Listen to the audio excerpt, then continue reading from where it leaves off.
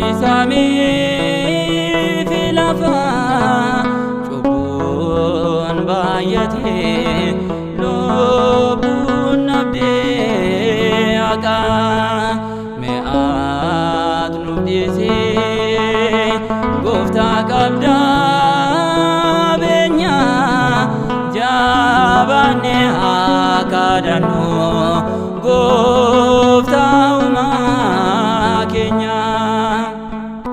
Arjummaa kee mootii samii fi lafa cubbuun baay'atee lubbuun nabdee haqaa me'aat nuuf dhiisee gooftaa qabdaa beenyaa jabaannee haa kadhannu gooftaa uumaa keenya.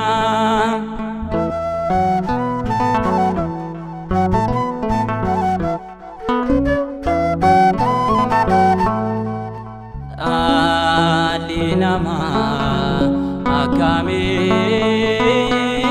wal irraanfatu maal bara kana akka bineensa wal nyaatu waaqni takliyee attifamaa nuuf laaddu jireenya gaarummaa Itoophiyaa filadhu.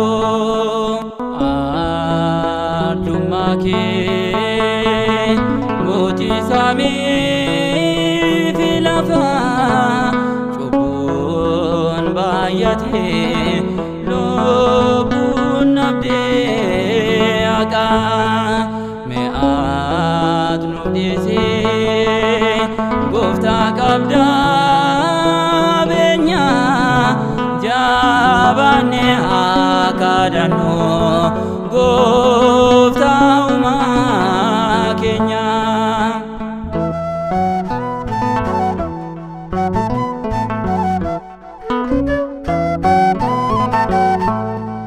Macha ergamootaan kan galateeffamtu ati kan biyya keenya ilaalaa mootii sin gahaa jedhee ilma kidaane miratii aangoo qabdaa gooftaa arjaadhaan kunootiin.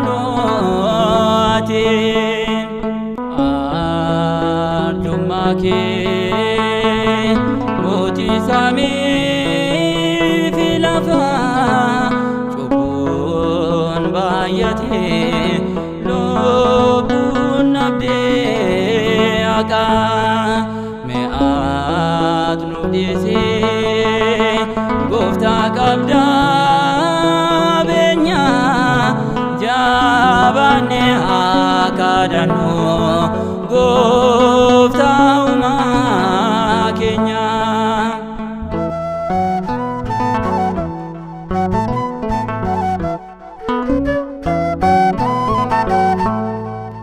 Maafaliin jaalannu dhaloonni martinu waliin haa jiraannu ijoolleen addaa martu gammachuun ni ta'a samira marratti yoonu gaabbii galee biyya lafaarratti.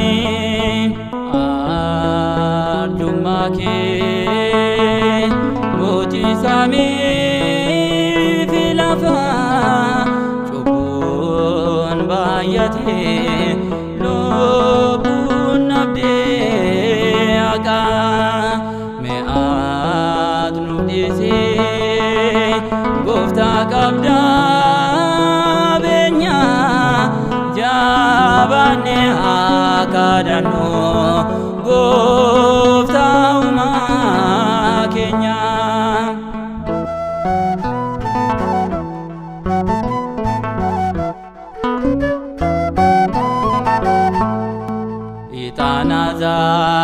Maariyaa ati kan dhageesse surraa kee nuuf laadhu ayyaana eebba kee abaarsa nurraa kaasii jaalala nuuf kenni eebbaaf nagaa kee mana keenya seeni addummaa kee mootii samii fi lafaa cubbuun baay'atee lubbuun nabdee haqaa me'aat nu dhiisee gooftaa qabdaa beenya jabaannee haa kadhannu